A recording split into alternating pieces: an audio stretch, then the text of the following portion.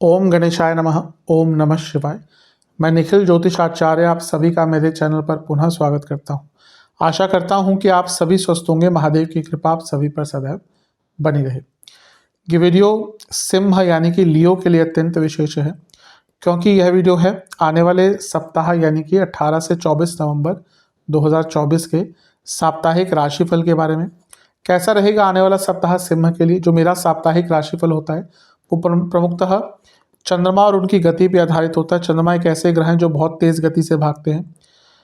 2.25 से 2.5 दिन में राशि बदल लेते हैं, तो स्वाभाविक है कि पूरा हफ्ता जो कि 7 दिन का होता है उसमें कई बार उनका राशि परिवर्तन होगा।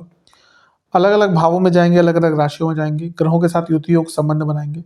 चंद्रमा मन के कारक होते हैं। उनकी विशेषता ये होती है कि जिस भी भाव में जाते हैं उसको एक्टिवेट कर देते हैं। इसी कारण से चंद्रमा की विशेषता बढ़ती है और इसी कारण से साप्ताहिक राशिफल की विशेषता बढ़ती है। किस प्रकार से आने वाले सप्ताह को प्लान आउट करें ज्योतिष के माध्यम से, किस प्रकार से थोड़ी गाइडेंस प्राप्त करें ताकि क्या अच्छा हो सकता है, क्या बुरा हो सकता है संभावितः, उसको जान पाए। यदि आपकी लग्न राशि या चंद्र राशि सिंह है, दोनों ही गाइडेंस के लिए इस राशिफल को देख सकते हैं। जहां से आपको ज़्यादा रिलेट करता है वहां से इसको ऑब्जर्व कर सकते हैं। व्यक्तिगत तौर पे मेरा मानना है कि यदि आप अपनी लग्न राशि देखेंगे तो अच्छा है। इनकेस आपको नहीं पता तो चंद्र राशि से देख सकते हैं या फिर जहां से आपको ज़्यादा रिलेट करता है। शुरू करते हैं। चंद्रमा आपके 11वें घर में आ जाएंगे 18 नवंबर को सुबह के 4:30 बजे और 20 नवंबर सुबह के 8:30 तक यहीं पर उनका प्रवास रहेगा। चंद्रमा का 11वें घर में आना बहुत अच्छा होता है। उपचय भाव है, वहां पे चंद्रमा का आना यानी कि जीवन आगे बढ़ेगा, लाभ प्राप्त होगा, कुछ अटका हुआ पैसा, अटका हुआ काम पूर्ण हो सकता है। 12वें घर के स्वामी है तो विदेश से भी लाभ होने की संभावना यहाँ पर बहुत बन जाती है, तो अच्छा समय है ये। लग्नेश से अष्टम में है तो धन से संबंधित कोई बहुत बड़ा निर्णय मत ले लीजिएगा। धन आएगा लेकिन जब लगाने की बात आती है धन, तो वहां पर कोई निर्णय आपको नहीं लेना। शुक्र की दृष्टि है पूर्ण और शुक्र तीसरे घर के स्वामी है। उपचय भाव यानी कि गति प्रदान होगी। उपचय भाव जीवन में एक उत्साह आएगा। काम त्रिकोण यानी कि इच्छाओं की प्राप्ति होगी। तो ये समय आपका जो है हफ्ते का शुरुआती भाग वाला अच्छा है। 10वें घर के स्वामी भी है शुक्र, यानी कि कर्मों में कर्मठता और सफलता दोनों ही चीजें दिख रही है। तो हफ्ते का शुरुआती भाग आपके लिए बहुत हद तक अच्छा है। बस ध्यान ये देना है आपको कि लग्नेश से अष्टम में जब भी चंद्रमा होते हैं ना, तो जीवन में कभी कभी अचानक से अनिश्चितता भी आ सकती है, स्पेशली धन के मामले में। इसलिए मैंने कहा ना कि जहाँ पे धन आ गया वहाँ पर कुछ रिस्क नहीं लेना। नवांश कुंडली बता रही है कि परेशानी बहुत रहेगी, मानसिक दृष्टिकोण से थोड़ा सा कष्टकारी समय है।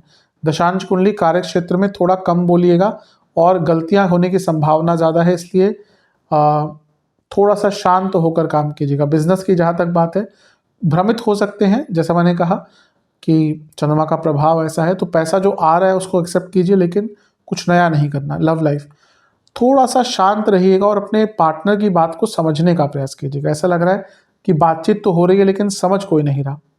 जहाँ तक वैवाहिक जीवन की बात है, अगर प्रॉब्लम चल रही थी उनको ठीक करने का मौका मिलेगा। स्टूडेंट्स, आप बहुत प्रैक्टिकलिटी से दूर हो गए हैं, थोड़ा सा प्रैक्टिकलिटी के पास आने का प्रयास कीजिए। सेहत की जहाँ तक बात है, आपको बीपी की प्रॉब्लम, आपको लोअर बॉडी में प्रॉब्लम और पेट के रोग तंग करेंगे। हार्मोनल प्रॉब्लम भी तंग कर सकती है। सर्वाष्टक में आपका लग्न बली है, ये अच्छी चीज़ है। अपनी बुद्धिमत्ता और अपने श्रम से प्रॉब्लम्स का निवारण भी कर सकते हैं। चंद्रमा आ जाएंगे 12वें घर में 20 नवंबर को सुबह के 8:30 बजे और 22 नवंबर शाम के 6:30 तक यहीं पर रहेंगे। चंद्रमा का 12वें घर में आना बहुत अच्छा नहीं माना जाता। यहाँ पर विपरीत राजयोग बना रहे हैं। चंद्रमा का विपरीत राजयोग कोई बहुत विशेष नहीं होता, लेकिन क्योंकि वो आपके योग कारक के साथ बैठे हैं यानी कि मंगल के साथ, तो ये एक प्रकार से अच्छा हो सकता है। इसमें आपको अचानक से कई लाभ भी मिल सकते हैं। कुछ प्रॉपर्टी का कार्य अटक रहा था क्योंकि चौथे घर के स्वामी हैं, वो पूर्ण हो सकता है।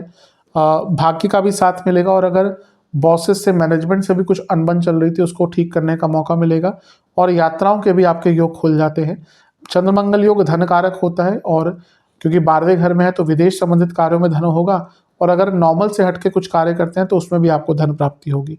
बस अपनी अनिश्चितताओं पर कंट्रोल करना है, अपनी इनसिक्योरिटीज़ पर कंट्रोल करना है और व्यर्थ की चिंताओं पर कंट्रोल करना है, क्योंकि सारी ही चीज़ें बढ़ती हुई दिख रही हैं।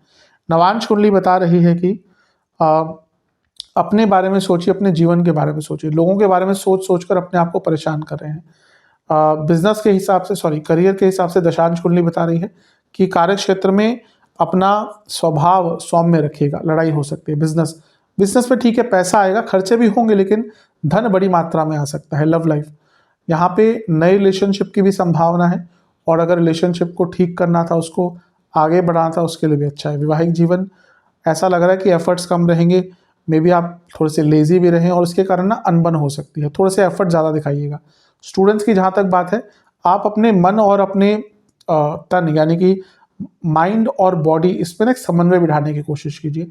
दोनों ही ऊर्जाओं में बहुत डिस्ट्रैक्शंस और बहुत इनकम्पैटिबिलिटी की कमी दिख रही है, इनकम्पैटिबिलिटी दिख रही है। जहाँ तक सेहत की बात है, आपको स्लीप डिसऑर्डर, ब्लड डिसऑर्डर और पैरों के रोग तंग कर सकते हैं। सर्वाष्टक में आपका तीसरा घर अत्यंत बली है, जो बता रहा है कि यात्रा के योग आपके हफ्ते के मध्य भाग में बन रहे हैं। चंद्रमा आ जाएंगे आपके लग्न भाव में, सिंह में।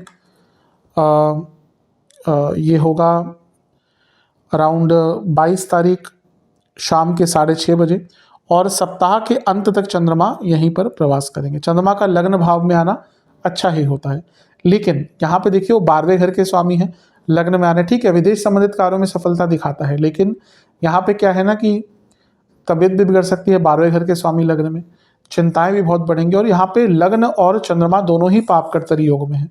तो ये बता रहा है कि ये समय आपका बहुत अच्छा नहीं है, थोड़ी सी प्रॉब्लम्स हो सकती हैं। और शनि की दृष्टि भी है, तो विष्टोष बन रहा, और शनि वैसे भी सिंह के लिए अच्छे नहीं है।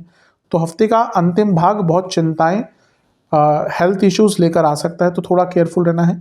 गुरु से केंद्र में है, ये अच्छी चीज़ है, गजकेसरी योग बन रहा है, लेकिन ध्यान ये देना है बस कि ना अपने मानसिक संतुलन पर आपको काम करना है। शनि उदासीनता भी ला सकते हैं, लेकिन जो पाप कर्तरी योग है और 12वें घर का स्वामित्व है, ये प्रॉब्लम थोड़ी दर्शा रहा है। ये सेहत पर भी बुरा प्रभाव है, और इवन करियर बिजनेस में भी ना थोड़ी सी भूल चूक से, थोड़ा सा अपनी गलती से उतार चढ़ाव बहुत आ सकते हैं, तो ध्यान रखना है हफ्ते के अंतिम भाग में।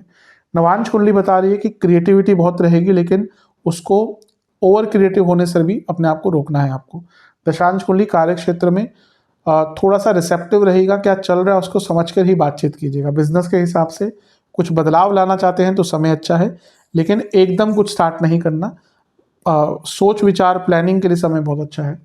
लव लाइफ, पुरानी बातों पर झगड़े बहुत होते हुए दिख रहे हैं। वैवाहिक जीवन, एक ही प्रॉब्लम है कि एक पॉजिटिविटी नहीं दिख रही, एक सकारात्मकता नहीं दिख रही।